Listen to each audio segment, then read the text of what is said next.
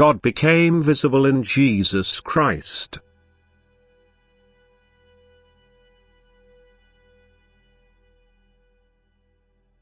Anyone who professes me will also be admitted into my kingdom, for he will already be an aspirant to my kingdom as soon as he has found the path back to me from whom he once separated of his own free will.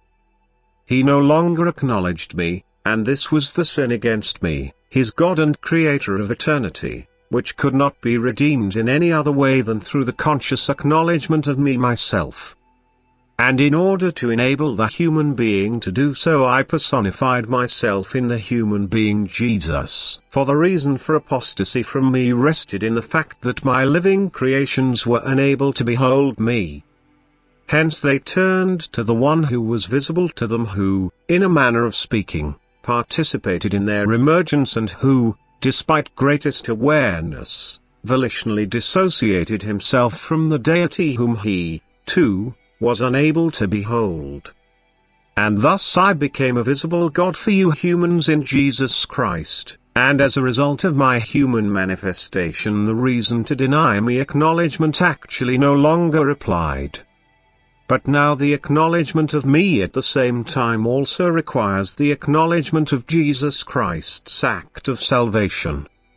Due to the immense guilt of the original sin, a redemption from it became necessary for you humans. The guilt had to be redeemed first because I could not accept sinful living creations anymore, or, my justice demanded an atonement for this guilt, which only then would restore the former relationship between the living creations and myself again, which had been disrupted by the said sin.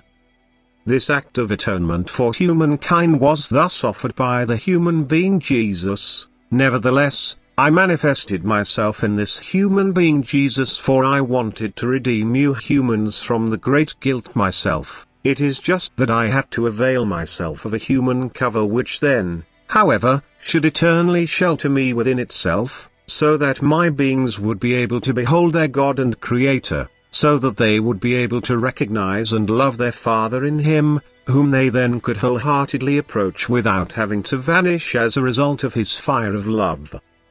And thus everyone who acknowledges the divine Redeemer Jesus Christ has started the path of return into the Father's house, because he simultaneously acknowledges me myself in him, and, as a result of the act of salvation, his original sin is redeemed.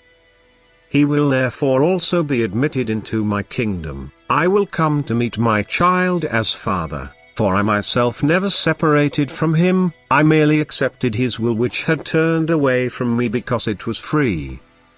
And thus free will has to become active again and strive to return to me.